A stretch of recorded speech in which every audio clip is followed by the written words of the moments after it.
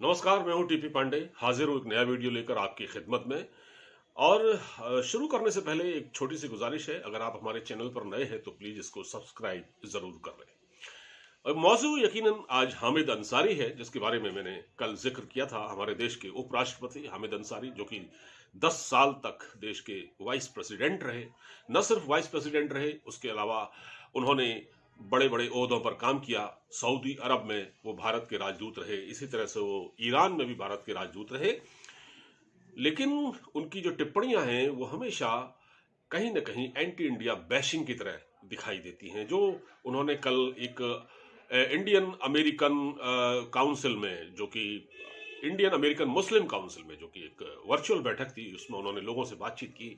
और जो कुछ भी उन्होंने कहा कि भारत में इंटॉलरेंस है, मुसलमानों को परेशान किया जा रहा है, फला फला बहुत सारी बातें उन्होंने कही। पहली बात तो ये थी कि उनको इस बैठक में शामिल होना था या नहीं होना था, ये भी एक मुद्दा है। क्योंकि जिस जिस जिस मुस्लिम फोरम की वो बात की जा रही है, जो कि हमेशा भारत के खिलाफ बोलता रहता है, कश्मीर पर बातें करता रहता है, जिसके आईएसआई से कनेक्शन है, जिसके पाकिस्तान के अलगाववादी आतंकवादी संगठनों से कनेक्शन है, उस बैठक में क्या हामिद अंसारी को जाना चाहिए था? क्योंकि हामिद अंसारी इस देश के उपराष्ट्रपति रहे 10 साल तक और उच्च संवैधानिक पद पर बैठे रहे। मैं हामिद अंसारी के बारे में बताना चाहता हूं, वो ये कि हामिद अंसारी जैसा शख्स, जो कि एक उच्च संवैधानिक पद पर बैठा रहा और उसने एक बार देश में शरिया कानून की वकालत की थी। शरिया कानून की, आप सोचिए, देश का एक उपराष्ट्रपति क्या देश में शरिया लागू करने की बात कर सकता है? कितना गैर जिम्मेदाराना उनका ये वक्तव्य था। और जिन जिन लोगों को मालूम है, या लोग रिकॉर्ड उठा के देख सकते हैं, गूगल में सर्च करें, आपको मिल जाएगा। दूसरी बात मैं आपसे जो महत्वपूर्ण कहने जा रहा हूं वो ये है कि आज मैं इनके ईरान में जो इनका कार्यकाल रहा उस पर फोकस करना चाहता हूं। ईरान में ये भारत के राजदूत थे और इनके कार्यकाल के रहते भारत के जो वहां पर खुफिया एजेंट थे, जो भारत की जो वहां जासूस थे ईरान में, तेहरान में, उनको काम करना कितना मुश्किल हो गया था।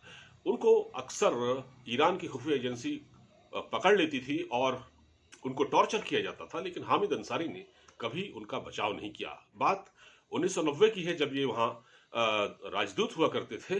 तो कई ऐसे मामले सामने आए। एक पुस्तक लिखी है, भारतीय खुफिया एजेंट थे और भारत के रॉ के ऑफिसर थे, आर के यादव। उन्होंने एक पुस्तक लिखी है, RNWA।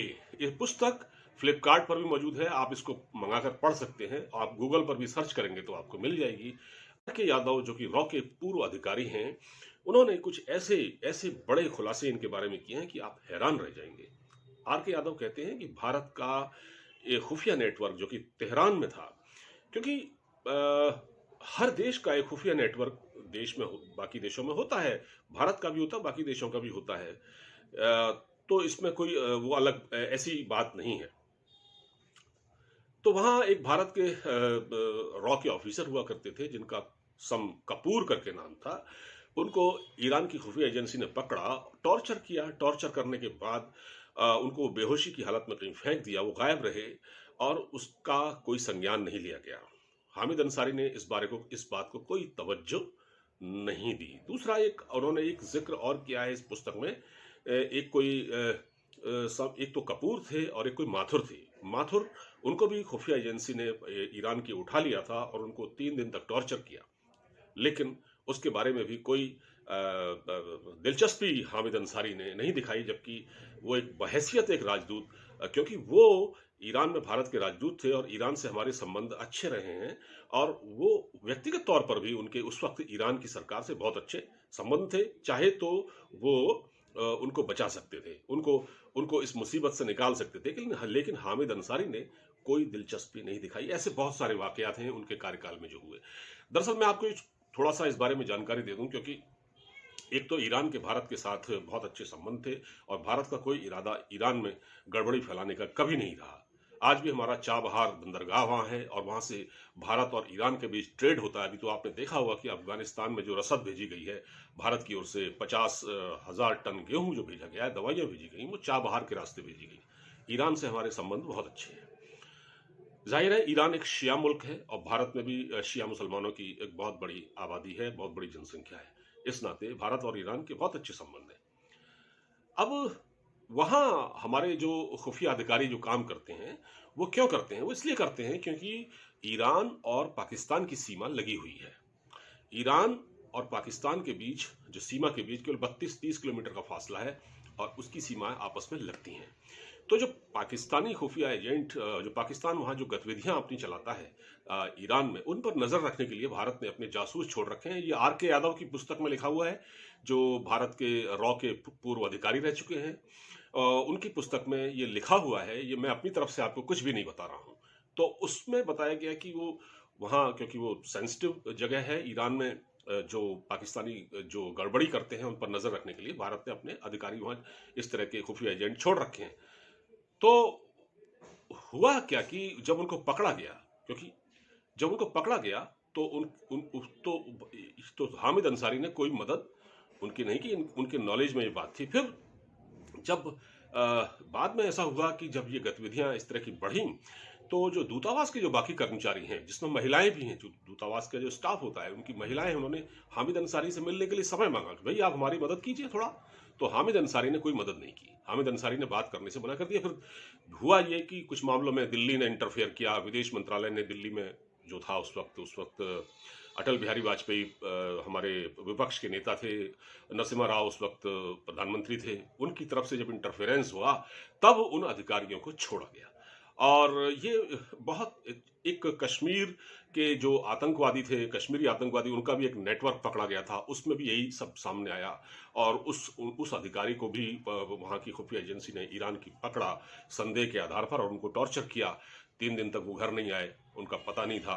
और हामिद अंसारी जी ने कह दिया कि वो अधिकारी गायब है, क्योंकि ये पीएमओ को रिपोर्ट किया करते थे, तो इन्होंने सिर्फ ये जानकारी दी। इसके अलावा इन्होंने कोई मदद नहीं की। ये एक कंट्रोवर्शियल कैरेक्टर है हामिद अंसारी अपने आप में।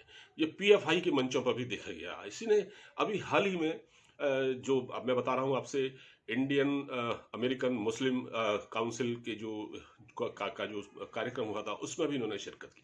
बात यह है कि एक संवैधानिक पद पर बैठा हुआ व्यक्ति, जो देश का इतना बड़ा इतना इतना बड़ा आदमी हो, एक उपराष्ट्रपति रहा हो, 10 साल उसको कार्यकाल दिया गया हो, क्या उसको इस कार्यक्रम में शिरकत करना जरूरी था? क्या वहां जाकर भारत के खिलाफ बात करना जरूरी था?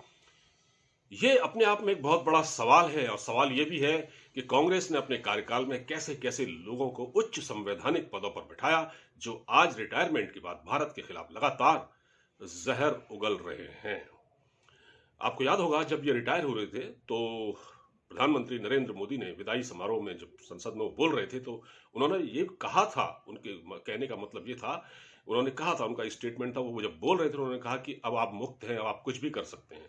मतलब आपके अंदर कोई छटपटाहट रही होगी, लेकिन रिटायरमेंट के बाद कोई बाध्यता नहीं है। इस तरह की बात कह के उन्होंने चुटकी ली थी हामिद अंसारी के लिए। वो इसी संदर्भ में था। उनको भी मालूम है कि हामिद अंसारी की फितरत क्या है, फितरत कैसी है इस इंसान की। तो मैंने आपसे सिर्फ ये कहा कि जो जो रॉ का जो नेटवर्क तेहरान में हुआ करता था, उसमें एक एनके सूद भी, जो भारत के प्रमुख रॉ ऑफिसर हैं रिटायर्ड, उन्होंने भी इस मामले में शिकायत की थी इनकी, हामिद अंसारी की। और काफी एक्टिवली इनका विरोध हुआ था। रॉ के जो अधिकारी थे, जो उस वक्त तेहरान में काम कर रहे थे, वो बहुत मुसीबत में थे, उनके अंदर बहुत असंतोष था इनको लेकर। तो ये सारी बातें पूर्व एक्स रॉ ऑफिसर आर के यादव की उस पुस्तक में, जिसका नाम है आर के एंड आर के ए डब्ल्यू, इस तरह से उस पुस्तक का नाम है, उसमें ये सब ये पुस्तक बाजार में उपलब्ध है, आप इसको मंगा के पढ़ सकते हैं। लेकिन इससे ये बात साफ होती है कि जो हामिद अंसारी है, उनका कैरेक्टर कैसा है, उनका वो किस तरह की जहनियत है और कितने कट्टर हैं। और उसमें बल्कि तो ये भी कह सकते हैं कि वो देश के खिलाफ किस हद तक जा सकते हैं। क्या भारत के एक राष्ट्रपति को, एक उपराष्ट्रपति को, जो कि उपराष्ट्रपति रह चुका है, उसको ऐसा होना चाहिए? क्या उसको उसके खिलाफ कोई एक्शन नहीं होना चाहिए था? क्या हामिद अंसारी को जो सुविधाएं दी गई हैं उपराष्ट्रपति पद के बाद भी, वो क्या वापस नहीं ले लेनी चाहिए? इस मामले में मैं अमेरिका की मिसाल दूंगा, इंग्लैंड की मिसाल दूंगा। इंग्लैंड में, ब्रिटेन में जब कोई प्रधानमंत्री या वहाँ का राष्ट्रपति, अमेरिका का राष्ट्रपति रिटायर होता है तो फिर वो एक आम आदमी हो जाता है। लेकिन हमारे वहाँ बदकिस्मती ये है कि हमारे वहाँ रिटायरमेंट के बाद भी सब कुछ उनको मिलता है, सुरक्षा मिलती है, बड़ा बंगला मिलता है और तमाम तरह की सुविधाएं मिलती हैं। और ऊपर से ये लोग हर फोरम पर जाकर देश को बदनाम करने की कोशिश करते हैं। इसमें इनको शर्म आनी चाहिए। और क्या इनसे ये सुविधाएं छीनी नहीं जानी चाहिए? ये जवाब आप हमको कमेंट बॉक्स में दीजिएगा, हमें इंतजार रहेगा। और मेरी गुजारिश है कि इस वीडियो को आप जितना हो सके शेयर करें ताकि लोगों को हामिद अंसारी की असलियत पता चल सके। नमस्कार।